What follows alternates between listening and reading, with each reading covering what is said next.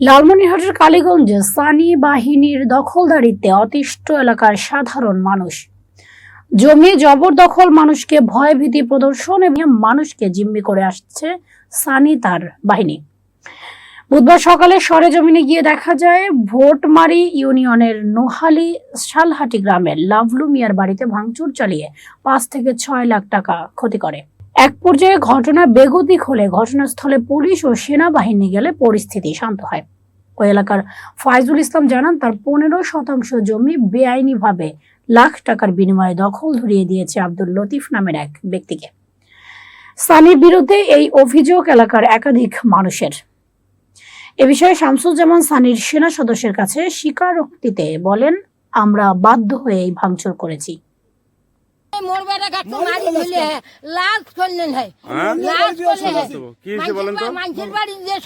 বাবা 2016 সালে মামলা করার পর স্যার ওরা মামলায় হারিয়ে যাওয়া 2019 সালে 2020 সালে মামলা আমরা খাত জমি হিসেবে রায় হয়।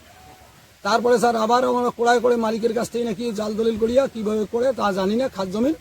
আর 22 সালে আসি ক্রয় করে, 22 সালে ক্রয় করার পর 22 সালে একটা মামলা করে, মামলা করার পর 23 সালে একটা মামলা করে। আমি 22 সালের মামলায় রায় পাচ্ছি স্যার 55 নম্বর মামলায়, 255 নম্বর মামলায় আমার রায় আছে। তা বাদে আবার 23 সালে মামলা আছে, 23 সালের মামলা আমার চলমান আছে। আজকে তারা প্ল্যান করে ম্যাক্সিমাম 20 জন ভাড়াটিয়া লোক নিয়ে এসে আমাদের বাড়িঘর দিয়ে অতিরিক্ত হামলা চালায়, আমাদের বাড়িঘর দিয়ে একদম ভেঙে দেয়। এদের নামে আরো অভিযোগ আছে, এরা টাকার বিনিময়ে মানুষের জমি দখল করে দেয়। এখন আমাদের এইটা জমি খাস জমি, আমরা দীর্ঘদিন যাবত বসত বাড়ি নির্মাণ করে আসতেছি। এমতো অবস্থা ওরা এই জমি দাবি করে এবং এই জমির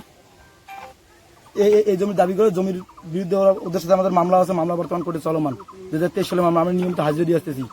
ওই চৌধুরীর একটা ক্লাব আছে হৃদয় ইনসাফ, ওই ক্লাবের প্রতিষ্ঠাতা আছে সানি, শামসুজ্জামান সানি। ও কিছুদিন আগে লতিফের কাছে 1 লক্ষ টাকা নিয়ে আমাদের জমিটা বেআইনিভাবে দখল দিচ্ছে।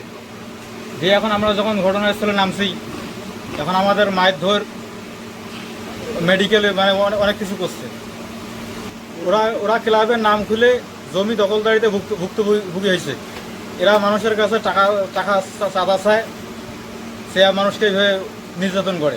এখন এখানে জমি জায়গা সংক্রান্ত বিষয়ে একটা টেলিফোনের সংবাদ পেয়ে পুলিশ যায় এবং উভয় পক্ষকে জমি জায়গা সংক্রান্তে আইনগতভাবে বিদ্যুৎ আদালতের মাধ্যমে নিষ্পত্তি করে নেওয়ার পরামর্শ দেওয়া হয়েছে।